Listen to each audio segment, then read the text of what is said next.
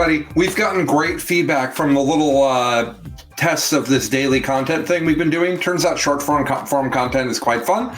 We're going to pivot it now to be more focused on the content we normally provide, about 40K and playing it better. A question I get a ton, because I've played so much Eldar in 9th edition, is what are the most competitive factions of Eldar, subfactions of Eldar, and what should you be playing?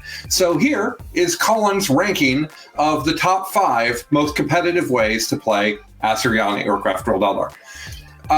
I have an opportunity to, through This Week in 40K, look at the tournament results every week. So I've seen the lists that are doing well. I've done well with Eldar myself in 9th edition. This is more what I think than anything about win rates or data. This is just, I've played them all. I've played all of these options. This is what I think. So in 5th place, we have Bealtan. Bealtan has gotten some N and 1, some one-loss performances recently. And by the way, I think the Eldar Codex, in broad strokes, is a one-loss army in good hands. I think it'll win events too if you've got a good player playing it. But it's not as good as Necrons and Tyranids, but it still has a lot of really good options. So Bealtan is a neat one because it gives all of your Aspect Warriors the strat for 1 CP that explodes 6s to hit in shooting or combat. The thing is, Aspect Warriors are the best things in the book for the most part, so that's not really a problem. Bealtan has a fantastic relic. It's got a Warlord trait that gives you another guide each turn, which is great. The rerolls are a huge part of why Eldar is good. I don't think that it hangs as well as some of the other sub-factions we're going to be talking about. I do want to point out that the obvious best thing before, Hail of Doom and Ignore Cover, the fact that you can't have them together, no ignore cover is actually a really hard thing for Eldar. A lot of Eldar's shooting is AP1 or AP2, so you have these Marine armies where everybody has a 2-up and they're just standing in cover and they're like, hey, what up? I have Armor of Contempt, and Eldar's is like, pew pew, oh, nothing happened. So Hail of Doom, Ignore Cover being gone, Ignore Cover is the thing that's really missing from all of these Eldar lists. So that's Bealtan. Next up is Ulthwé. Ulthwé has done well in the past few weeks at a few different tournaments. I still think Ulthwé is great. My favorite thing about Ulthwé is the +1 to cast. You can take cheap warlocks very easily, and all of them get +1 to cast because it's on their first cast and they only have 1 cast. So that's super great.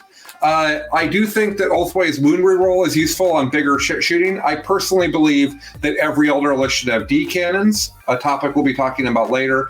Getting to reroll 1 of the wounds on the D cannon is neat. Ulthwé also has the ability to give those D cannons +1 to hit with a strat. You can give them reroll 1s to hit with a strat. You can reroll from the Rangers, so it makes the D cannons really reliable.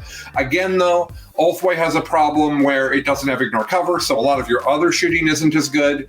And if you're going to go the route of the other shooting, you might as well do one of the other options. So 3rd place, I actually still think Hail of Doom is quite good.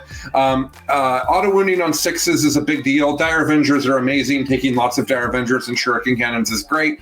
I think you'll leaf blow most people off the table still.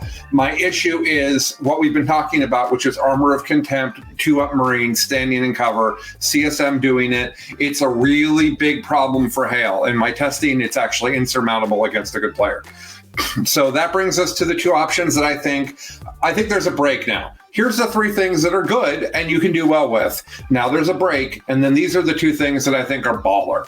I think these things are incredibly competitive, and I think that they're by far the best ways to do it. In 2nd place, I rank the custom Craftworlds. So you've got all of them that you're going to do starts with ignore cover. We've talked about how important ignore cover is. It's extremely important. So you start with ignore cover. And a lot of people like to take the exploding 6s in combat. That's cool. Banshees are neat. Scorpions are neat. Shining Spears are okay. I'm not as big of a fan of them anymore. But you end up with this better combat. So that's cool. Some people are taking the I advance and I still get to battle focus. That's super neat, especially on Hawks. What I think is best is actually Children of Prophecy. Children of Prophecy lets you reroll 1s and 2s on all casting. That means almost all your powers go off. It's a really big deal.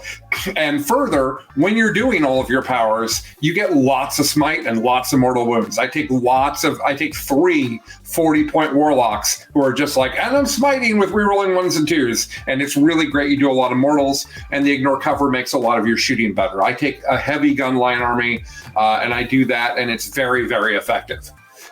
But I still think that it runs into trouble against some fast-moving close combat armies.